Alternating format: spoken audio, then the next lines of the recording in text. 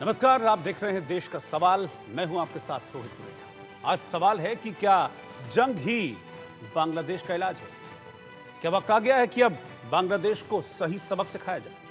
ये सवाल मैंने इसलिए पूछा क्योंकि पाकिस्तान के नक्शे कदम पर चल रहे बांग्लादेश में एक और हिंदुओं पर अत्याचार की सारी हदें हर रोज पार हो रही हैं। बेलगाम कट्टरपंथी हिंदुओं पर हमला कर रहे हैं, मंदिरों में तोड़फोड़ कर रहे हैं, हिंदुओं की जमीन पर कब्जा जमा रहे हैं, तो दूसरी ओर मोहम्मद यूनुस के प्यादे अब भारत को परमाणु हमले की गीदड़ भभकी दे रहे हैं। बांग्लादेश के पूर्व मंत्री और रिटायर्ड कर्नल ओली अहमद ने परमाणु हमले की बात कही है।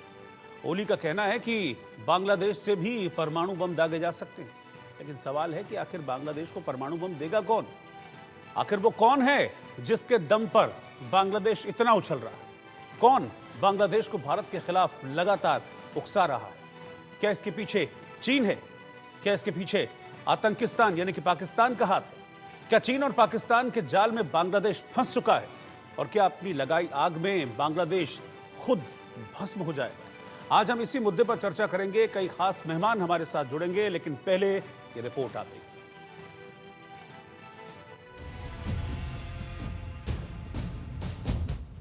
भारत से युद्ध लड़ेगा बांग्लादेश। भारत की सीमा पर बांग्लादेश का खतरनाक ड्रोन। बांग्लादेश की परमाणु बम वाली गीदड़ भभकी। अराकान का आतंक, टेंशन में बांग्लादेश। बांग्लादेश में कब थमेगा हिंदुओं पर अत्याचार? बांग्लादेश में हिंदुओं के खिलाफ अत्याचार रुकने का नाम नहीं ले रहा है, तो वही बांग्लादेश की फौज भारत से जंग लड़ने की तैयारी कर रही है। एक तरफ जहां बांग्लादेशी घुसपैठिए भारत में लगातार घुसपैठ की कोशिश कर रहे हैं, तो वही भारत की सीमा पर बांग्लादेश का TB2 ड्रोन बार बार नजर आ रहा है।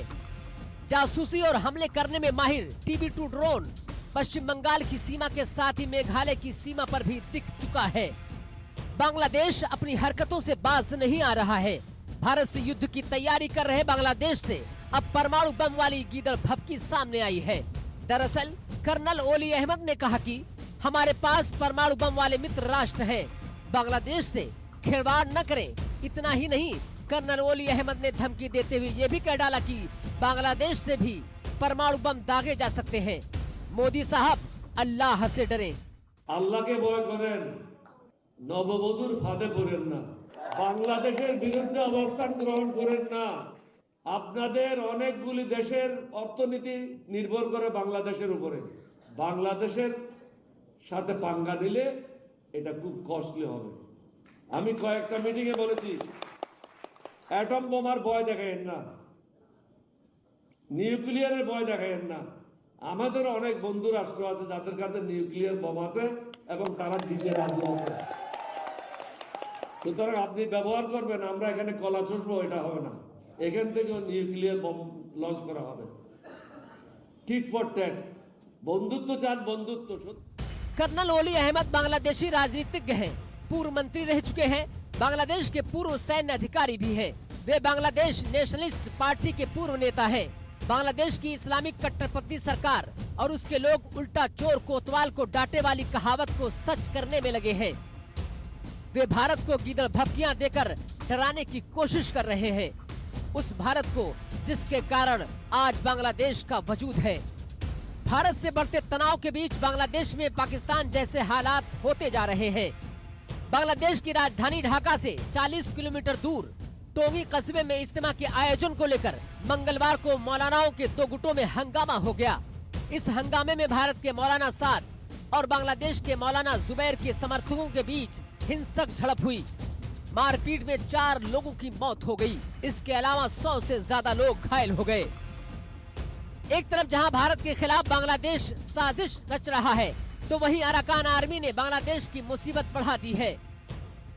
दरअसल म्यांमार के एक विद्रोही गुट जिसे अराकान आर्मी कहा जाता है, उसने एक तरीके से बांग्लादेश पर चढ़ाई कर दी है।